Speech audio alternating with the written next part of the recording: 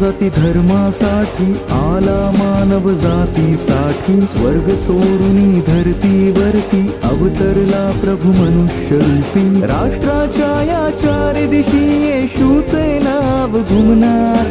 राष्ट्राच्या या चार दिशी येशूचे नाव घुमणार